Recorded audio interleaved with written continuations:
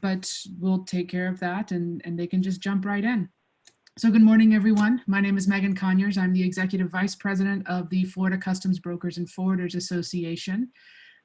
As you all know, we are living in some really interesting times, and there's a lot of talk about PPE, medical products, imports, FDA, FEMA bans, all of these fun things that we've been dealing with for the last week or two, month or two really. And we are so thrilled to have one of our members, Mr. Ben England. He's a former FDA official. He's an FDA import expert, and he's the founder and CEO of Benjamin England and Associates. And he is donating his time this morning to answer some of your questions about FDA imports, the medical products, and how to make it through this pandemic with the least frustrations as possible. So guys, we'll have a Q&A after. So if you have questions, there is a question and answer box at the bottom. We are recording this session as well, so we will distribute the presentation and the information involved, and as well as a direct contact to you afterwards.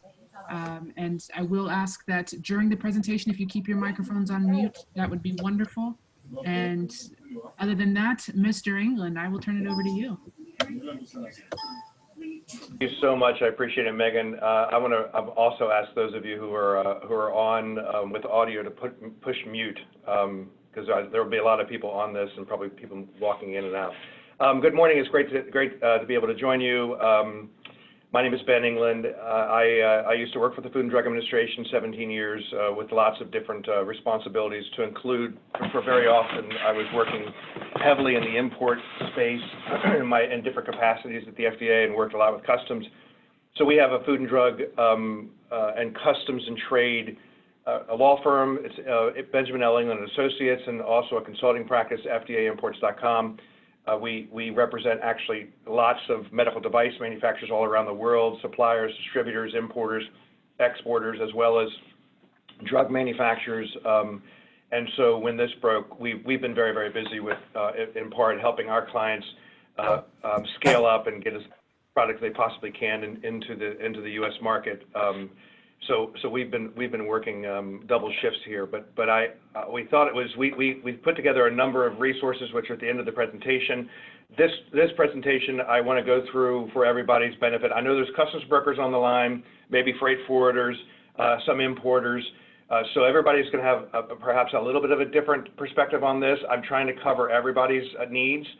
There's a lot of detail in this presentation. I want to blow right through it. You'll have it available to you. We also have a sort of a cheat sheet we put together in a PDF format that has much of this information that we also can get out to you, that you can send to your importing customers, clients, or your foreign suppliers if you're an importer, so that they can have details and at least places to go to get answers. So you can have a better chance of actually bringing in product that will have reduced delays, and you'll have less potential enforcement risk on the backside. So we'll talk about FDA's response to COVID generally, the emergency use authorizations, FDA's enforcement discretion in the space, what's happening at the border, various product codes, intended use codes that matter. And we can talk through some of those things. I expect there to be questions there. Closing thoughts we'll probably do at the end after a Q&A.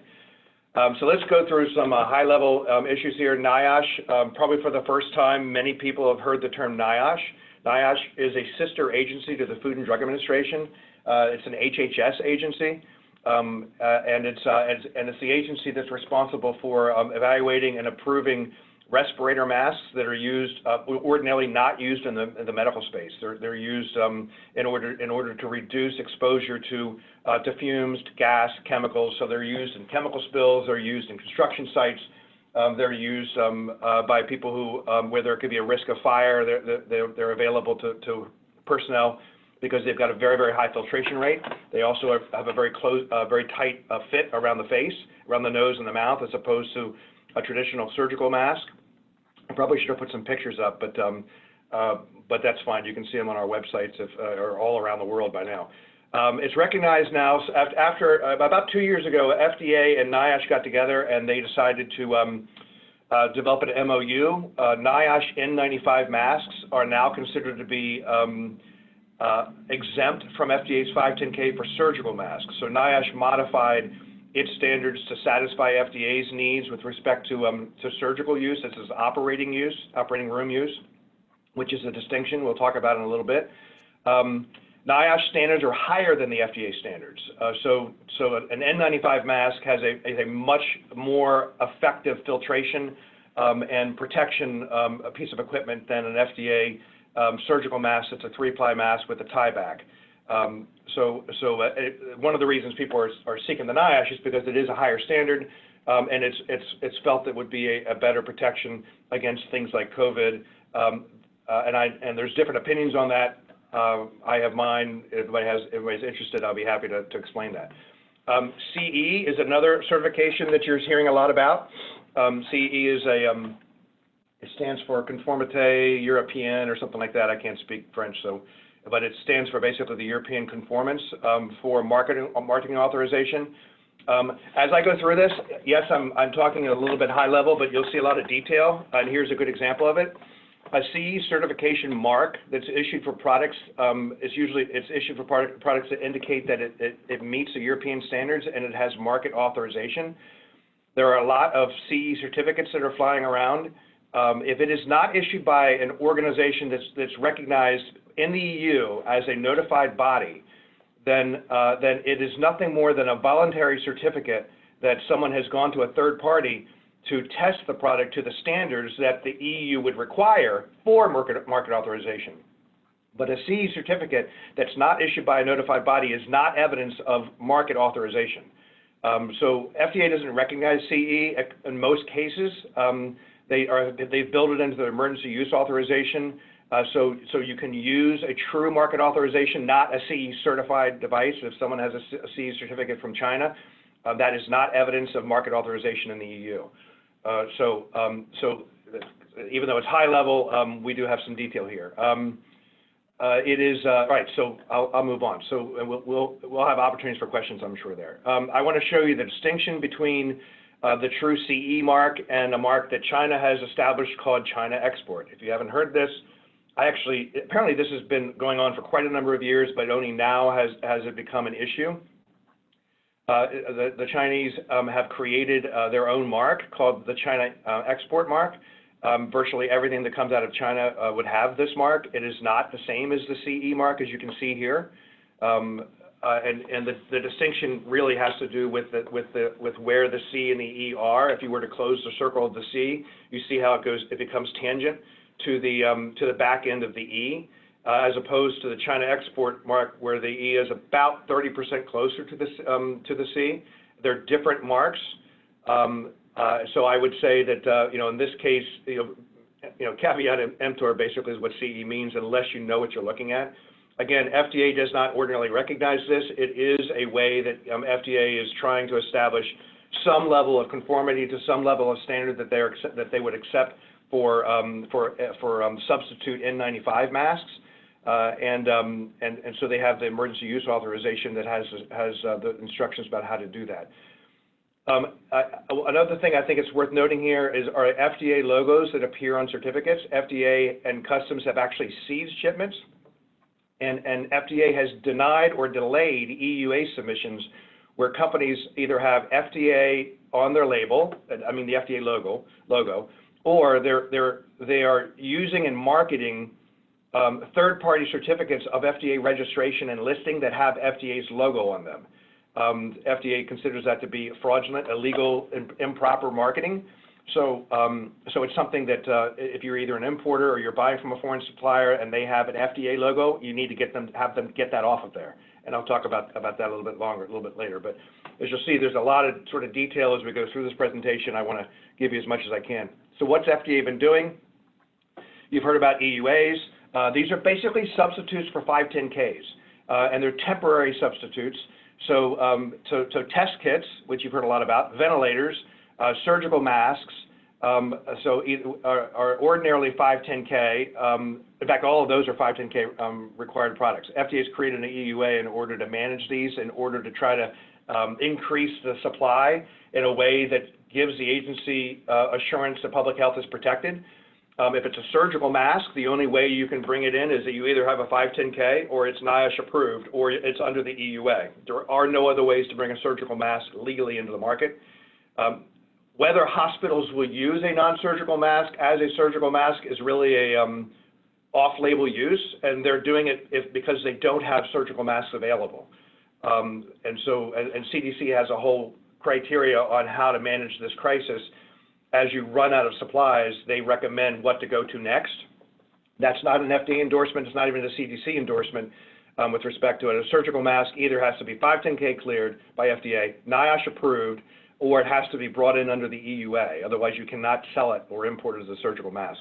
Once this emergency is lifted, all these devices would have to be covered by a 510K to continue distribution. FDA will not recall product that's in the market, but they will not allow for new distribution without a 510K. So anybody under the EUA should also be in the process of developing a 510K. FDA has some temporary enforcement discretion that they've got out, and these are products that usually require a 510K or some other sort of compliance step. Hand sanitizer is the odd person out here. That's obviously a drug and not a medical device. FDA has a enforcement discretion document out. FDA in large measure is just softening a little bit the OTC monograph requirements in terms of the active ingredients. What I do not expect FDA to do is to accept other active ingredients that the agency has already found to be unsafe. And a good example is triclosan. It used to be a very common ingredient in the United States as a hand sanitizer active ingredient, and FDA does not allow them. I have seen products coming in or people offering sanitizers with ethyl alcohol as well as mixtures with triclosan. So you need to watch out for that. Then these other non-surgical masks, medical gowns, gloves, other apparel, electronic thermometers. Some of these are 510K. A good example are surgical gowns, patient gowns, electronic thermometers. Patient exam and surgical gloves are all 510K devices. FDA has basically removed that obligation in order to get them in. However, it's critical that the product meet the standard that is set by the 510K. The only thing you don't have is the 510K, but you could get one. It just would take you too long to do so. The FDA has stated very, very clearly, and this makes perfect sense, that if someone gets sick, or someone gets injured as a result of using one of these products, the importer is going to be standing on their own. No one's going to back them on this, and the enforcement discretion is not going to create any protection from liability. There are also standards that are required. You have to identify the standards and on the labels of some of these products. So we have to make certain and I keep telling people to think seriously about what they're doing, because these devices, our heroes, our first line responders, our doctors, our nurses, our surgeons are going to put these things on their faces and on their hands. And they're going to interact with people who are sick or people who have open wounds. And if a surgeon, has a glove on that surgeon's relying on and providing a protection, a barrier protection, and that surgeon buries her hands into the body of another person and someone gets TB or hepatitis, there's only going to be a couple of people in the hospital with TB and hepatitis. It'll be easy to prove, relatively easy to prove, and there's going to be liability in that kind of situation. So it's extremely important that everybody's taking this very, very seriously, that the standards are met, even if they don't have the 510K. The enforcement discretion goes to things like GMPs and QSRs, the quality system regulations that usually are applicable for medical devices, as well as OTC hand sanitizers, so it's true for the GMPs there. GUDID, which is a unique identifier requirement that is already in place for all Class 2s and is supposed to go into effect in September, I think, 24th this year for Class 1s. Those requirements are exempt. The 510K for select devices, as I mentioned, and then registration and listing in many cases, but not all. I would say that you can get shipments in without this using the intended use codes that FDA has set up for the enforcement discretion, but it's unwise to rely on this. I think it would be wise to have your suppliers get registered, do the listing, have the importers get registered. It's unlikely they're going to be in this business just for a couple of months because I don't think a lot of this is going to go away. I think there's going to be a market that's going to cause people to stay in the business, and FDA is going to require this even if they don't for the near term. Disinfectants versus hand sanitizers. Disinfectants are EPA regulated, hand sanitizers are FDA regulated. The times when a disinfectant might be regulated by FDA would be where they are intended to be used to disinfect a medical product. Then you have a 510K obligation for that. I'm going to skip through this, but the point being basically that disinfectant is you don't put it on your body. Hand sanitizers and other sorts of products like that are usually combination drug cosmetics, and then they have to comply with the FDA requirements. Although there's no pre-approval requirement, these are under the monograph, so they're considered over the counter. So there's no NDA, new drug application requirement for this. Notice my last bullet point. Okay, don't slip CBD into your product. Just don't even think about it. People now are thinking there's an opportunity. Oh, we can get our CBD out there and get people experiencing what that's like. Just don't do it.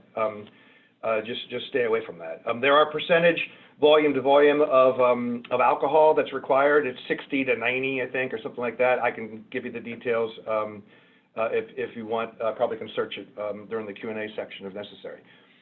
Testing kits. There's a couple different kinds. They all either require a 510K or an approved EUA, or at minimum, an EUA notification accepted by the agency. So that's the thing to know there. If it's a molecular DNA PCR test, it's a 510K. It requires an approved EUA. ELISA kits, there was, I think the first ELISA antibody kit was cleared by an EUA for New York, use in New York just the other day. And that's a great test. It's going to help determine whether people might be immune to coronavirus, which would then give them the flexibility to be able to go into situations where others might not be able to, because they would not have it be at risk of infection. Serological tests, these are the ones that test for antigens. All they really do is test whether or not you have the antigens in your system. You could be a carrier that's asymptomatic. You could have been infected previously, and you'll have the antigens, or you could have an active infection. So it's not designed to tell whether you have COVID-19 at the time. It's not what it's for. There are labeling warnings requirements for all of these, specific information on the inserts and the test results, what comes out of the machine or the device. There's certain requirements FDA has. Let's see here. Registration and listing is required for all of these. We have seen ICE, not just CBP, but ICE and Homeland Security Investigative Group, HSI, doing seizures of kits after they have after they've come into commerce. That are either not subject to the EUA, or there's some problem with respect to it, or there's some allegation. We've seen these kits get returned when we get engaged and tell them, explain what's going on with respect to the process. If there's no process, then they're not getting returned. FTC recently put warnings out about making unsubstantiated claims related to test kits and efficacy, and that's something that importers should know, and you'd be able to provide. I mean, I don't expect you to get into the middle of this legal work, but you certainly be able to tell them the kinds of things that they need to worry about. Labeling claims are critical. They're always critical. The FDA uses intended use to determine how they're going to regulate a product. It's what they use primarily. And so intended use is an objective standard. It's not subjective. It's not what do I intend it to be. It's what would a reasonable person looking at all of the circumstances would say that the thing is intended for. That's the standard. So it doesn't matter always what I say matters, because it is evidence of intended use. The labeling and the marketing is one of the clearest ways that the FDA uses to find intended use of the product. Of course, importers are telling customs brokers what the intended use is, and then customs brokers are putting intended use codes into the system. And that's why that code matters, is because it is a declaration of the intended use of the product at the stage of entry. And FDA is relying on that intended use code being correct, because that's how they're figuring out what the regulatory requirements are for the product. So this is why the labeling is so critical. We're telling our people that, our clients, that anything that's a non-surgical medical product should clearly state on the label that it's not for surgical use and not sterile. That way, when it's in the supply chain and it's in inventory, you don't have someone grabbing the wrong product and walking into an OR. This is just good, basic, protect our medical personnel practice here. Any claim on any medical glove or any other medical device, any non-medical glove or non-medical mask, it's not specific to gloves, any medical claim will cause it to be regulated as a medical device. It causes it to drop into the medical requirements. As I said, FDA, the logo, FDA should never appear on a label. It's just, there are times you can do it, but it's just not worth it. It's just too much risk. Right now, a lot of the things I'm seeing are the FDA logo itself. The FDA logo is not allowed on anything. And it's just, FDA is going to, it's a false claim. If Customs sees it and FDA see it, they may very well stop it. They're going to want to find out, they're probably going to assess the risk, the degree to which the claim is really important to public health to determine whether or not they're going to allow it in. N95 means NIOSH approved, and it means nothing else, all right? If there's an N95 on a product, whether it's on the mask itself or it's on the label or it's on an insert, and it is not NIOSH approved, it is a counterfeit product. And if Customs finds it, it will probably get seized. KN95s, everybody wonders what those things are. They're just the Chinese version, the Chinese standard that is considered to be somewhat comparable to NIOSH or to the EU's FFR or any of the other jurisdictions, Japan, Australia, Brazil, Mexico. So it's just China's version of the standard. And KN95 is a Chinese mark, like N95 is the US mark. KN95s are treated just like everything else. And that means that if it's surgical, it either is a 510K or it's an EUA. It's not NIOSH approved, so that's not an option. So if it's not 510K approved or under the EUA, then it's nothing more than a medical or non-medical mask, and the labeling has to indicate that.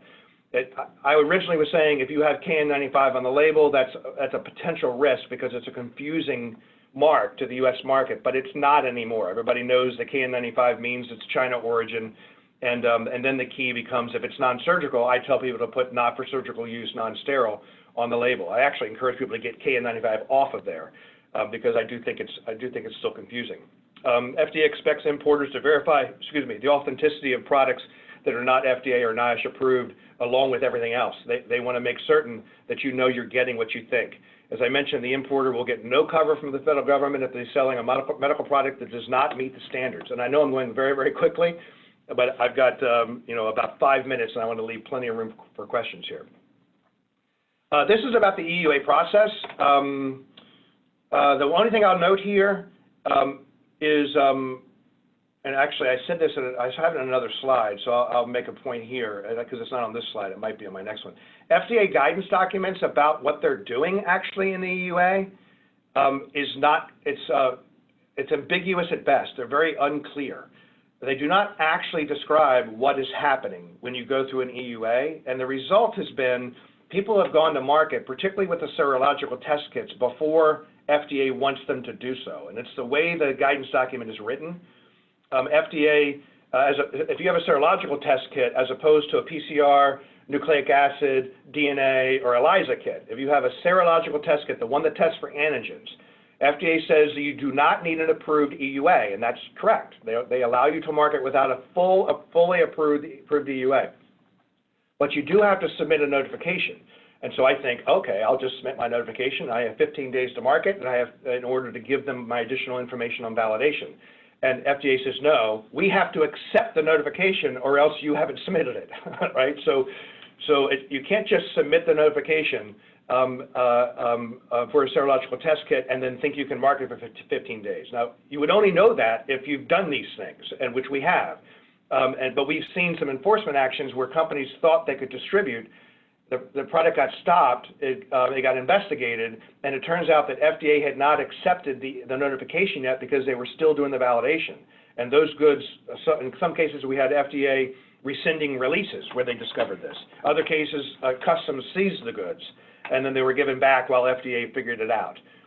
So it's a very critical point that your importers need to know, and your suppliers, because the manufacturers don't usually know this. Even if they're in the process, it's not particularly clear to them.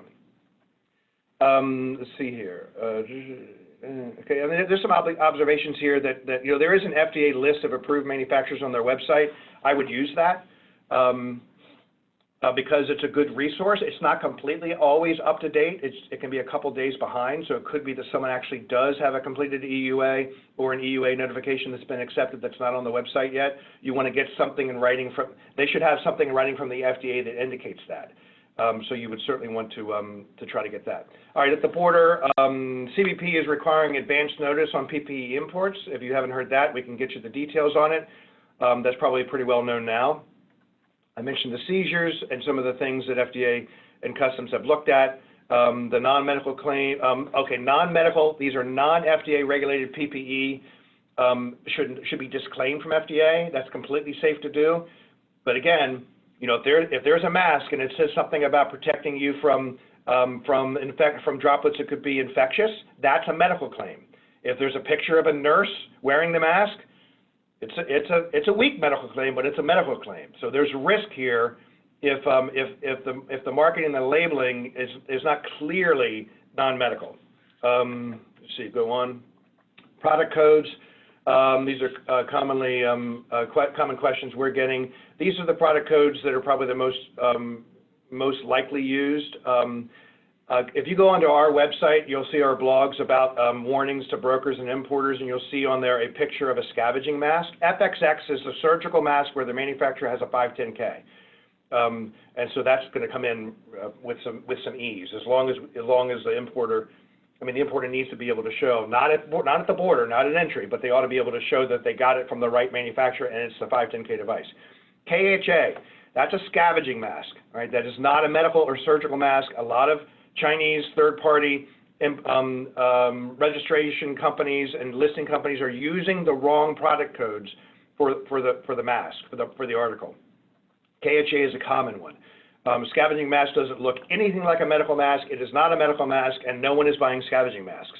So KHA you shouldn't be using. If your importer tells you that's what it is, you want to ask them to give you a picture of the thing. And you can go on our website and see what one of these things looks like. LYU, these are isolation procedure masks. These are class 1 masks. They do not require a 510K. Often the facility will be registered and the device will be listed with FDA as an LYU. MSH, these are NIOSH approved masks, and the manufacturer is on CDC's website as a NIOSH approved mask, and they are exempt from FDA 510K. These are the masks that FDA created a product code that's under the MOU between NIOSH and FDA.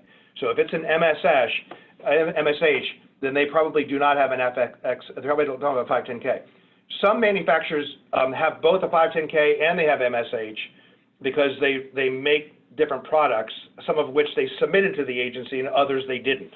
So I just wouldn't be confused by that. If it's MSH, they got to be on the list. If they're not on the list, it's not MSH. You can't use it. The Q ones are the EUA ones. QKRs are for masks where the manufacturer is on the EUA approved list. I say approved list. It's actually, yeah, it's an approved list. These are the ones where they filed the notification. No, excuse me. I was thinking of serology test kits. They're on the FDA approved list. It's the appendix to the EUA. The EUA is required for QKR. Registration and listing is required. Otherwise, you wouldn't be able to list it. You wouldn't be able to use QKR unless you list. QKP are the serological test kits. The EUA notification is required. The reagents for the serological test kits, you also have a notification requirement. Registration listings required. And then reagents for nucleic acid test kits, and we're missing one, and it's the nucleic acid test kit itself. There's one for that too, and that's a class 2. It's going to require EUA approval or a 510K. Let's see. Oh, we don't have I thought we had indications for use codes in here. Okay. Okay. Sorry about that. I have. So FDA has these 2 indication for use codes. One of them is compassionate emergency, and that's for the guidance, the enforcement discretion use, as opposed to the EUAs. And then they have the EUA one. And I will pull up these codes. I don't have them on this slide presentation for some reason. But you probably have seen them. I can look them up while we're doing the Q&A. The thing I would say about that is it's important. If you have a situation that doesn't actually fall into the enforcement discretion, but you think it ought to under the circumstances, we have gone to the Center for Devices and Import Operations at FDA and told them the situation. A good example is U.S. goods returned of equipment that was purchased, say, 1, 2, 3 years ago, it's used equipment. It is 510K cleared. It's the manufacturer's registered. They've listed the device. They may not even sell it in the U.S. anymore. It gets purchased, it gets exported to another country where it's then put into service in the other country. We've had those devices coming back as U.S. goods returned, and then a lot of times you have difficulty actually pulling the numbers together in order to show the proper affirmations of compliance. And what we usually do in these circumstances, or where we have a device that we think ought to fit under an EUA, but FDA didn't mention it. A good example, we're using some of these devices that are not truly ventilators, but they can be modified in order to be used as a ventilator. The way FDA guidance reads, the manufacturer would do that modification, but if these are aftermarket devices, the manufacturer is not going to do the modification. But the hospitals can, because the hospitals are actually skilled at this. So we've had a couple of situations, a number of situations where FDA has worked very, very well with us in order to facilitate getting those products through the border, even though they technically don't fall under the enforcement discretion published guidance. So in those cases, we're using the compassionate emergency use intended use code. And then, of course, we use our regular affirmations of compliances whenever we have them. And what we don't do is tell them, look, the importer has the opportunity to bring this back. They're not using it in this business. They don't have an importer registration. There's no sense in them spending $5,200 to bring back goods like this, and FDA they waive it. So you can use those codes. Just don't use them outside of the guidance without asking first, because it could slow things down and make things worse. That's the only thing, and I'll pull those up for you. Liability. Enforcement discretion does not mean no liability, right? There's no cover. Due diligence. It's important to exercise due diligence. It's important as an importer. It's important as a broker. It's important as people that are in this trade, in this field, who are trying to do everything they can to get as much as they can into this country. Don't attempt to give FDA, EPA, NIOSH, USDA, any other agency legal advice to your importer and think that an insurance is going to cover it. It's not going to, right? Some of these questions are highly technical, FDA-related questions. The information on the intended use codes and the product listings, that's pretty straightforward. You should be able to find enough information that you're okay, as far as asking at least for verification from the importer. But don't get too deeply into labor reviews. Don't get too deep into that. Get help. There are some issues out there that I think are lurking that Customs is not going to do anything about right now. But if they see really bad cases and they get evidence of really bad circumstances related to forced labor, for instance, or where there is there's an origin misdeclaration, Customs is going to come back to those. So it's not something you can do anything about now unless you're an importer, in which case you're going to want to have a compliance program in place for that. Anything happening in this space, document it, document it, document it. Closing thoughts here, these are temporary measures. These are all going to disappear when the crisis is over. I heard someone at FDA say the other day they think it's going to be a couple of years before the emergency is lifted. I think that's incorrect. I think we'll have vaccines probably in 12 months or so, and we're going to have a whole lot more PPE in the United States. There's a lot of manufacturing that's beginning to open up and branch into the United States, as well as into Mexico and Central and South America on the Western Hemisphere, and that's going to help relieve this in the future. FDA expects products to meet the appropriate standards, even if they're under enforcement discretion. Labeling and claims will trump your product codes. Right? What the product actually is what the product actually is, and what your importer tells you may not be correct. Now, there's only so much a broker can do about that, but it's worth telling this to your importers. The important thing is that we all make sure that we do what we can to make sure packaging clearly identifies the actual product, because nobody wants a rushed operation room attendant picking up the wrong thing and bringing it to an operating room. Okay, there you go. So that's us. You can find us at englandlawgroup.com, fdaimports.com. Send us information to contact at either of those, contact at fdaimports.com or contact at englandlawgroup.com. We have actually lots of suppliers because we have clients. If you have people that are in need, we probably can even help provide some material. If you've got foreign suppliers that need buyers, we probably have buyers too. So it's not the reason for this conversation, but I'll throw that out there in case someone has something that they think that we might be able to help them move along. So I'm going to stop sharing, and I'll bring myself back up onto the screen. And while we go into Q&A, I'm going to look for those intended use codes. Awesome. Thanks so much, Ben. Wow. Wow, that was a lot of information. So we have a few questions already in, and if we can go ahead and talk through some of these. The first one was, for the medical masks, do you need EUA approval first? Okay. If it's a surgical mask, you need EUA approval first. All right, if you're going to use it as a surgical device. If it's a non-surgical medical device, these would be procedure masks, up to an isolation mask that's a non-surgical isolation mask, nursing station masks, healthcare workers in nursing homes. Those are Class 1 medical devices. LYU is going to be the product code. You do not, it's not Class 2. Because it's not Class 2, you don't have the obligation to have a 510K, which means you don't need an EUA. But if it's going into a surgical use, then an EUA is required if you don't have NIOSH approval and you don't have a 510K. So the order is 510K. Secondly is going to be NIOSH approval because of the memorandum. And thirdly is the EUA for surgical use. Awesome.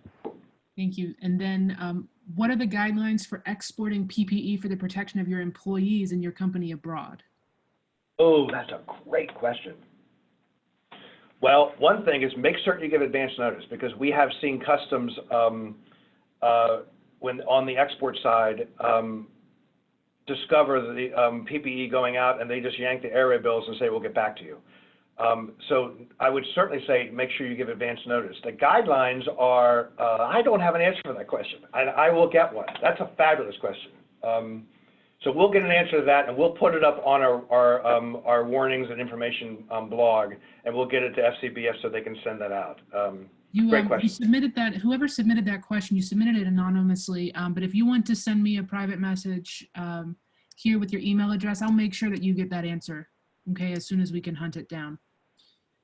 All right, as an importer of hand sanitizer, do you have to have an FDA medical device registration?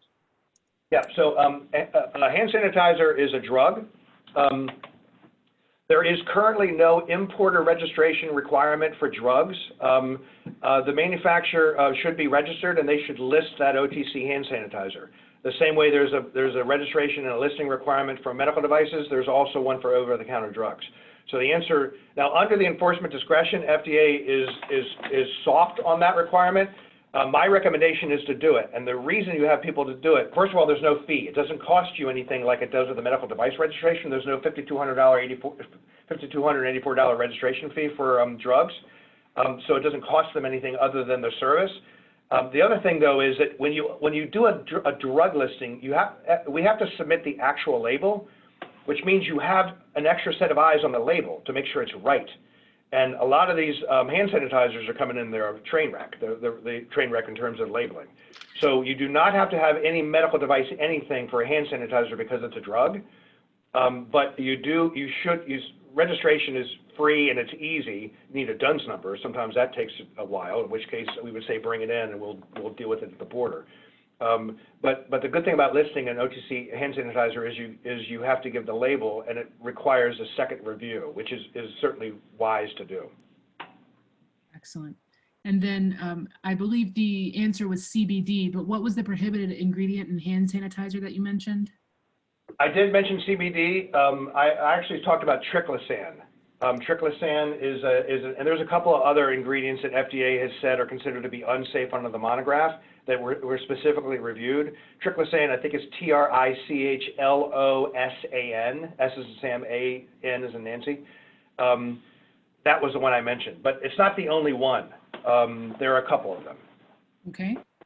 And please explain the prior notice for imports to CBP for PPE facial masks, the non-surgical ones that you mentioned in the presentation.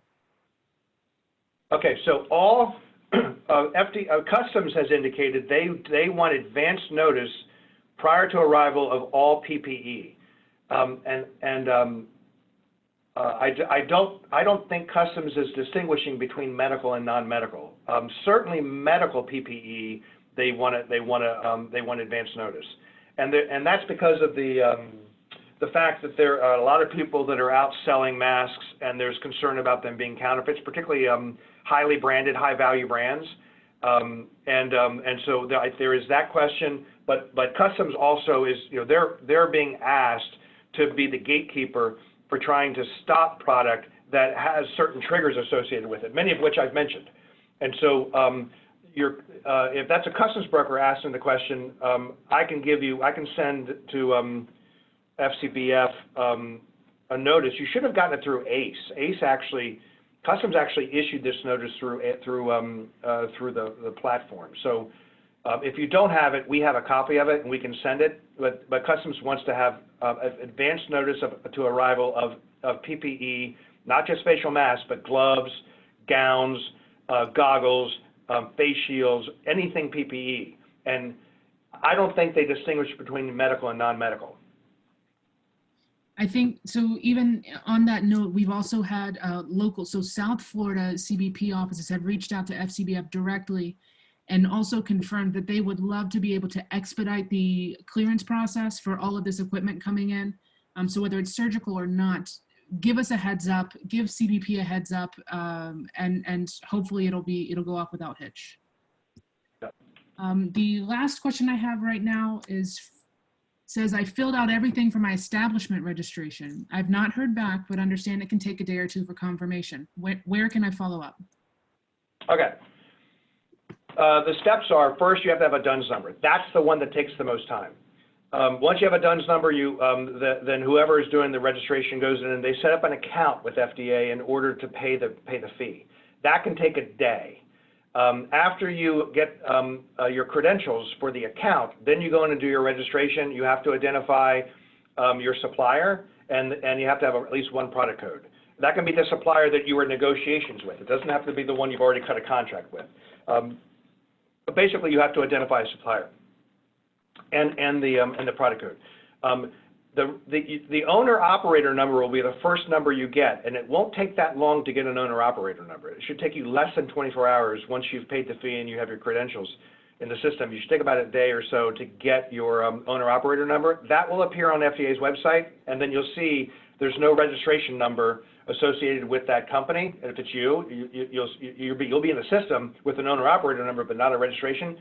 It takes FDA several days to get around to issuing the registration. FDA updates their website weekly, usually Monday. So it could be, if I do it Tuesday, it'll be 6 days before it shows up on FDA's website, but I might get the email in the meantime with the registration number. These days, the owner-operator number and the registration numbers are the same. It used to be they were different. So your registration number is going to be your owner-operator number if you are the owner of the establishment. So as far as timing, it should take up to a week, depending upon when in the week you do the registration or you do the submission, for it to show up on the website. Once you have an owner-operator number, you can actually use that as your registration plus proof of payment, and you should be able to get that in. So the importers must be registered in order to import any PPE? Yeah, so PPE is broader than devices because it also includes hand sanitizers. So the answer is going to be no, only because OTC hand sanitizers are drugs. If the PPE is a medical device, then the law is yes, that the importer is to have a registration with FDA as an initial importer distributor. Under the guidance document, FDA has relaxed that. That relaxation is not going to last long. They're doing it because they know people are just getting into it. It costs $5,200 to do it. They need to get the stuff in here. So they're relaxing that requirement, and that's where you would use the compassionate emergency intended use code. For the lack of that, you're not going to have that affirmation of compliance piece of data when you import the goods. I would recommend people to do the registrations as quickly as they can, and they can still bring the product in, but you're going to have to use those intended use codes that have that give us the ability to get the goods in, even though you're lacking the affirmation of compliance codes. And I'm going to pull up. Let's see. How do I do?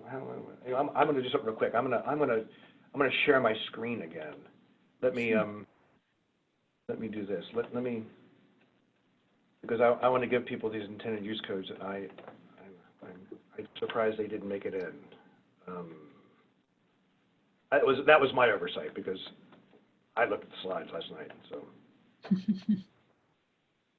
I mean, I know I have them in this insight document we have for brokers. So I'm going to pull that document up and I'm going to share it so I can people can write down the codes.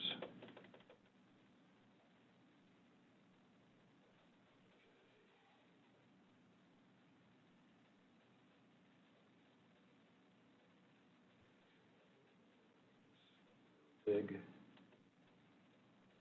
Come back to you. You? Yeah. That, all right, where's share screen? This one? Okay, so now you're looking on my computer, and this is a document we put together. We're sending this out to everybody. It'll be linked on our website. It'll be on FDAimports.com. It'll be on, you'll see at the top there, BenjaminLEngland.com. That's our actual website for the law firm. But if you go to EnglandLawGroup.com, it'll redirect you. So this has a lot of the information that's in the PowerPoint with a little bit more detail, and we'll be adding to this. I want to get down to intended use codes here. Intended use code 940.000. This is a compassionate use, emergency use device and FDA product code.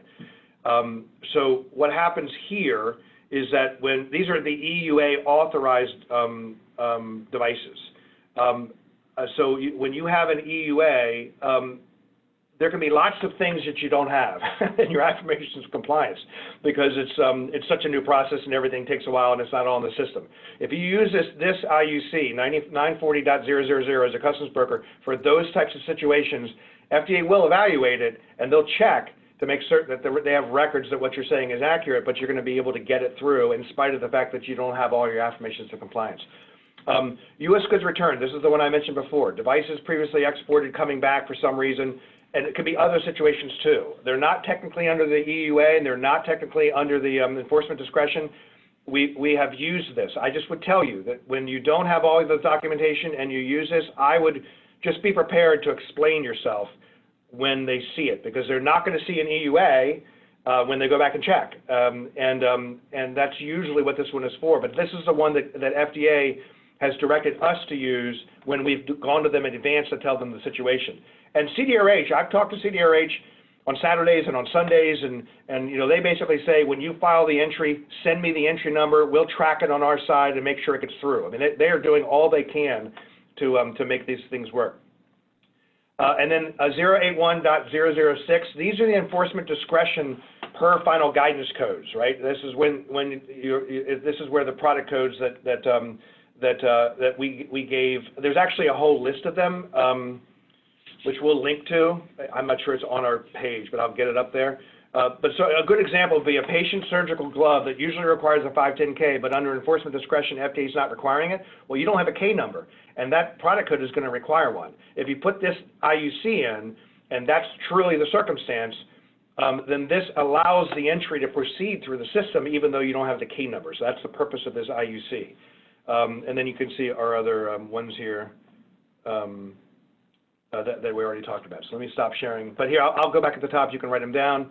EUA authorized devices are 940.000, and then U.S. goods return. But this is where these are case by case. You can also use it for case by case, but you should definitely, open a case, talk to the FDA.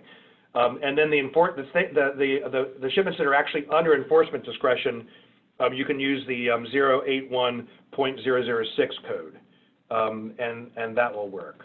I'm going to stop sharing. Thanks, Ben. Christine, you had asked in specific about those scavenging masks. Did that answer your question? You see that they're in, she said they were on the list as in question. The question was, do you see disposable masks classified as scavenging masks a red flag if they're being imported for non-medical use? I see that to be somebody who doesn't know what they're doing. When that happens to me, when I see that, the first thing I think is this company was manufacturing teddy bears 3 weeks ago. That's what I think. Right? They don't know what they're doing, and the third party they're hired doesn't know what they're doing either, and they're trying to get a mask in that they think, like they may label it as a surgical mask or as an N95, which they shouldn't be anyway because they don't have an EUA and they don't have a 510K, and they're trying to pick a class 1 code. KHA is a class 1 510K exempt code. They're just trying to find some way to get it in, and it's not a scavenging mask. In fact, while you guys are doing this, I'm gonna do a little search and show you what a scavenging mask looks like. But that's the answer. KHA tells me if they have it described as a disposable mask, and I look at the label and it's one of these rectangular things with loops, or it's a tie back, or it's a face sort of form-fitting respirator, and they call it a scavenging mask, they don't know what they're doing. And that's a flag to me to go back to the importer and say, this is improperly listed. And enforcement discretion is not for people doing that. That's not what enforcement discretion is for. And that's why we use this as an example. It's true for, I've seen it with oxygen masks. I've seen it with a bunch of different masks that are, they're for completely different reasons. So that's the answer. I'm looking for some photos so I can show you. Along the lines of classification, Ben, if we have the masks that are not intended for hospital use, it doesn't need registration or listing number for now. Is this correct? And then would it be imported under cosmetics? Okay. I want you to make sure I understand the context. We're talking about masks? Yes. So it says, if I understand correctly on the FDA website, if a mask is not intended for hospital use, it does not need registration or listing number for now. Is that correct? And would it be imported under cosmetics? Okay, so well, it's not a cosmetic because it's not rubbed on for the purposes of changing your appearance or beautification of the body, right? So it's not a cosmetic. It is a mask. A medical mask is not, the distinction is not in the hospital or not. The distinction is medical purpose or not. Okay, and so if you take a mask, if a nursing home buys a mask and their nurses are wearing it, it's a medical mask. So it's not about the hospital. It's about whether or not it's being used for medical purposes. In other words, it's designed specifically to protect the healthcare worker from the infection that the patient may have, or in the case of surgical, it's both ways. In the case of surgery, the reason they're 510K devices is because that mask has to protect the patient and the surgeon, as opposed to an isolation mask. With an isolation mask, the patient's already infected, right? So the nurse and the doctor is not doing anything to the patient. The mask is protecting the doctor or the nurse. So that's designed to protect the patient's, droplets of spit getting into a mucous membrane that could cause the healthcare worker to get sick. That's a medical mask, whether it's in a nursing home, or it's in a clinic, or it's in a doctor's office, or it's in a hospital. The distinction is non-medical is going to be something that it's a personal protection device that you buy at Walmart and you wear it when you go to the grocery store, right? That's not a medical mask, unless it's declared as a medical mask, and then it is. I mean, if it's labeled like one. But the masks that people are wearing at food service places, the masks people are wearing in their warehouses, those are not medical devices unless they're labeled as medical devices.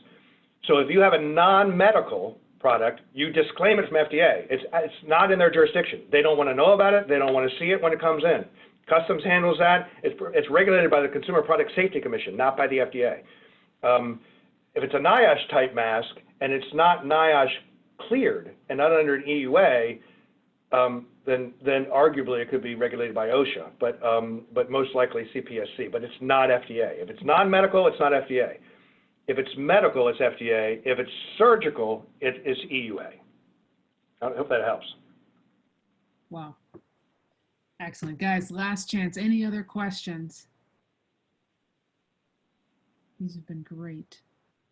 We have, if you go to our blog or even my LinkedIn page, you'll see links to the most recent update to the warnings to brokers and importers about masks, et cetera. And right on the front is a picture of a scavenging mask. And it's actually a piece of plastic. It sits over the nose. It doesn't go over the mouth. It has two tubes coming out of it. One of them is bringing nitrous oxide in, and the mask is scavenging the exhaled nitrous oxide so you're not blowing nitrous oxide into the face of the dentist when he's doing surgery on you.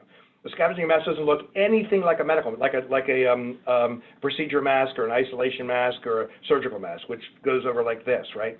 It's a piece of plastic that sits on the nose, and it's forcing nitrous oxide into the lungs to put the patient to sleep or sedate them. And so no one is buying scavenging masks right now. So if it's medical use, it's FDA regulated. Yes. If it's general use, it's disclaimed. Right, if it's non-medical, personal use, general personal use, it's not FDA regulated, it's disclaimed by the broker. Okay. And then your medical has two types. You have surgical, which is your highest type, which requires 510K, NIOSH, or EUA. And then everything else is just class 1 LYU. Okay, and then just to make sure this is extremely clear to people, the mask is the same, but the difference is how its intended use is marketed, correct? Look, I wouldn't go that far, right? Because a non-medical mask doesn't have to meet the standards that a medical mask would. I mean, a medical mask is going to be at least a 3-ply. It may even be 95% bacterial filtration efficient, a BFE greater than that, just because the market is demanding that. You even could have non-medicals that are that way, but it's not intended to be that way, used for that, and that's designed to protect, basically, people don't need medical masks walking around the street, so let's not waste them there, right? And so people are you can sell a lower grade mask for that purpose, because all you're really doing is keeping your hands from touching your face because you have a mask there, and you're creating some protection when you're around other people. And that's really all you're doing with a non-medical mask. And that's valuable. I mean, that's one of the ways that we're keeping this under control. Yeah, so a personal general use non-medical mask might, and it might not meet the same standard as a medical mask. It might even meet the same standard as a 510K, but FDA hasn't reviewed it and they do not want it in the operating room. Okay. And then we have one more question about hand sanitizer. So once the importer gets an NDC code, is it then ready to import? Yes, when you have an NDC code, that means you must have a registration. A registration is required to get an NDC because the labeler codes, it takes a little, you have to get that during the registration process. So if you have an NDC code, as long as the label's right, then yes, but I'm just telling you, make sure the label's right. There's all sorts of, if you put coronavirus or COVID on an OTC hand sanitizer, you're out, forget it, right? That's an unapproved drug. So the labeling becomes really important. All you can do is say what the regulations allow you to say, and because those are governed by the OTC monograph. So yes, generally speaking, as long as no one says anything nuts on the labels, then that's all, you're going to have what you need. Excellent. Another one, if masks are coming in for mortuary use, is it considered medical? No. Because no, for the obvious reasons. I guess the patient, the subject is dead. Life or death situation. And so would be the bacteria, any bacteria or virus in the host would also be dead. Excellent. We have people complimenting this presentation, so thank you so much, Ben. Hey, Megan. Your time. Yep. Can I ask a question to Ben? Of course.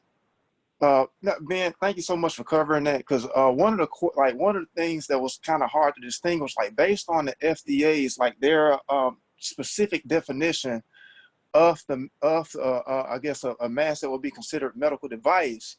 It says if the conditions are mitigation, treatment, and prevention of disease, and the prevention and mitigation, that's what kind of makes it okay, is it medical in this case, or if it's not, if it's going to a commercial use? Because I have a lot of importers that are kind of looking to do what you're saying. They're not trying to sell these masks particularly to a doctor or a hospital or a nursing home, but for general use, for as you said, for somebody that might be looking to sell to Walmart or something like that. But that's where that's kind of confusing. Because I mean, technically that is the case where it is going into the mitigation and prevention of catching this virus. So you're saying just to be 100% clear, in that case, if it's class 1 and we can disclaim it, or we don't disclaim it and still put in the information on the FDA information with the intended use codes and the intended use codes, and actually building out the product code. Let me tell you, I'll tell you how to this is a great example of why FDA's guidance is ambiguous at best. They just don't understand what the trade is, how they're reading what they're reading, right? What FDA's writing. And so we've gone back to the FDA and say, you ought to say it this way, right? And here's how we tell people. If you are selling a mask, the purpose of which is to give people confidence when they walk into an environment where it's likely they're going to be exposed to corona, like a nursing home, a hospital, a clinic. Why? Because people are there and they're sick, and that's where people go when they get corona, as opposed to Walmart, right? I don't have any greater chance of running into coronavirus at Walmart than I do any other place in the world except a medical facility, right? My risk is way higher in a medical facility. I have an expectation of it there. So when you sell a mask that's going into a medical facility, it's designed to prevent and mitigate a disease which is of high risk in that environment. That's the way I would think of it. But if you're selling it into Walmart and it's for their people to wear when they're engaging with each other, that's just like, walking down the street. You don't have an increased risk except for the fact that corona happens to be in our environment. But that's true everywhere, right? I mean, FDA doesn't regulate every mask just because corona is more prevalent in our environment than it ever has been before. So if it's intended for sale in Walmart, you can sell a medical device at Walmart. I mean, they have tongue depressors, they have thermometers, they have medical masks.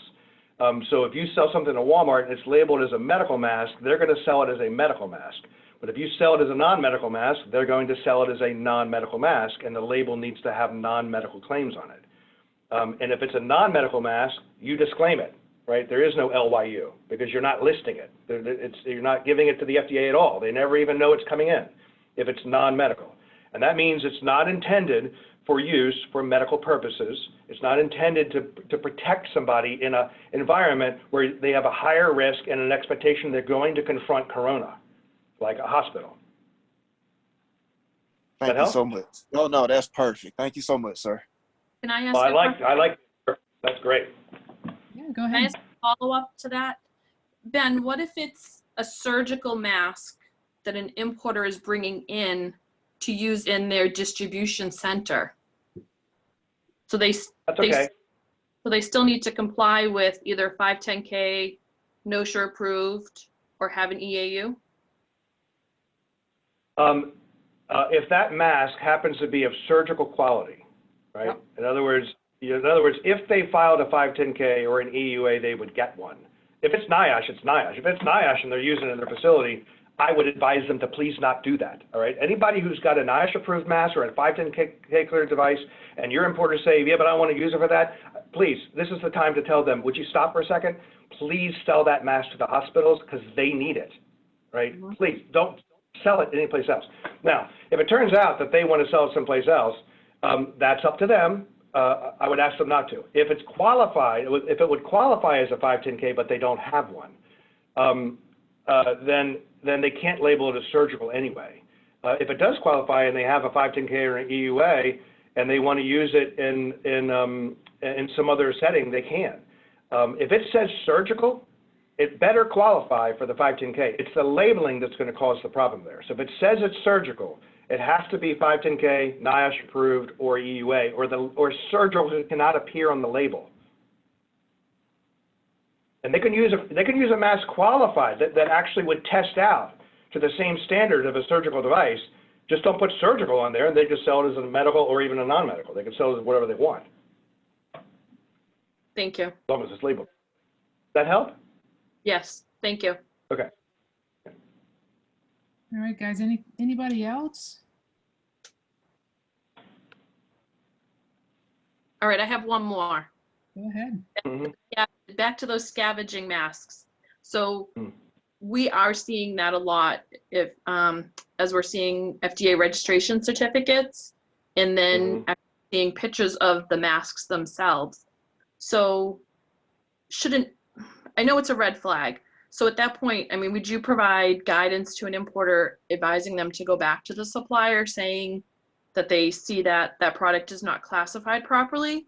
Yeah, that's a mislisted. It's actually it's a mislisted device. It has it's wrong. They have told the U.S. government information that's incorrect in the listing system, and you and I have a pretty good idea why they did that. They did that because it's a class 1 device and they're just trying to find some way to avoid the 510K. Right. And that to me is the kind of thing that I'd go back to the importer and I would say, if I were you, I'd go back to your supplier and tell them to get that right, because I can't put KHA in this system because it's not KHA. Correct. And I have a document that says it's KHA. Right. So they should, right. I mean, that's pretty much what we're doing, is going back and letting them know they should go back to their suppliers, notify them. If they can update it, they can. If they're not willing to update it, then they should, possibly look for another vendor or source. Yeah. Okay. Yeah, or send them to somebody. Look, we have big clients that are bringing in lots of product, and they are, when the goods show up, it's listed incorrectly, just like you're describing. They look at the product and it's not the thing that they thought they were buying, and they have to dump that, right? Okay. They have to. That's wasting resources, it's wasting time, it's wasting freaking materials, right? There's only so much materials to make these things, and people are wasting them out there because teddy bear manufacturers are making masks now. And consequently, the cost of these materials has gone through the roof as a commodity. And so I think it's worth going back to them and saying, you basically have bought from somebody who clearly doesn't understand the simplest thing about medical devices. This is the easy one, listing it.